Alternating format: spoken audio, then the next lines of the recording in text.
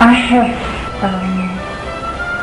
done a few examples here for you on a scrap piece of paper, and I would like you to do hundreds of trees, experimenting and playing with colour and with the different brushes that you could use. And I think the most useful tip I can give you is that don't use your good watercolour brushes for doing trees. If you can find a really messed up old brush, this is the brush that I used for making these trees. This is the brush that I used for making this group of trees. So really, some really old cakes that are, some people even chop their brushes with scissors to get a really broken up effect.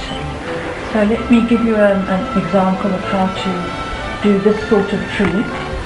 Big thing with trees is never do the foliage as one solid mass. A tree is never like that. So the big thing is to leave lots and lots of gaps in the tree so that we can see the background through the gaps, so that it looks like this living, moving thing that is infiltrated by the air.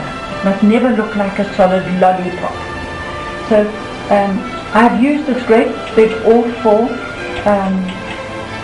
bristly brush just to suggest the outline. We're looking for a suggestion of a tree. You cannot possibly sit with your little brush and try to paint every little leaf. That's not the idea at all.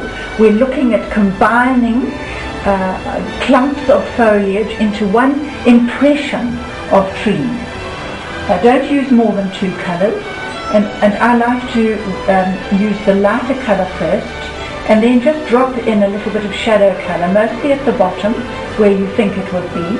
Then you get your rigger, you go back to your same colours again, the green and the blue, and with your rigger you sensitively now, you can't just go with a big brush and make one great big trunk down the middle of the tree. It doesn't work like that. A tree has the trunk, and the trunk breaks into branches, and the branches break into twigs, and the twigs break into little twiglets and into the leaves. So there's a continual process of breaking down, breaking down, breaking down. So the central structure of the tree is there, yes, with the central trunk, and the trunk will only show in the gaps. It will show in the gaps between the foliage. The foliage will actually block out the trunk, and in the gaps then you take your rigger and you suggest branches and twigs and whatever you want to suggest. There we go. See, with your rigger, and you gradually will build up the tree with lots of little branches and twigs supporting all the structure of the tree that has been suggested by your big brush. And it can become quite addictive. I would like you to do it and do it and do it until you've got a whole exciting page of trees. And when you're driving around, when you're walking around, start looking at trees, look at their structure, look for good ideas for trees, look for different trees. Don't just do a sort of the archetypal tree, a little bit like a Christmas tree.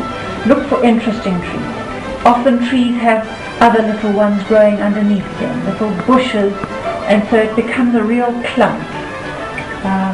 And you can, if you want to, if you need to, you can go really dark when it's nearly dry, so that the trunk is a really dark shape there, because shadows are falling on it from the branches.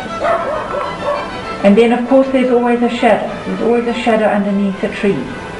So you look for ways of suggesting, and the shadow of course will suggest the contour of the land upon which this tree is growing.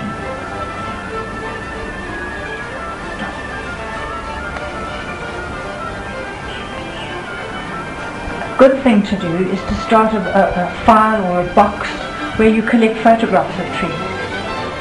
I have hundreds and hundreds of photographs of trees, and they're very useful. Sometimes when you've just got a gap in a landscape somewhere and you're looking for something special, I can go to my box and I can pull out lots of, here you are, here's a beautiful African trees on the African savanna.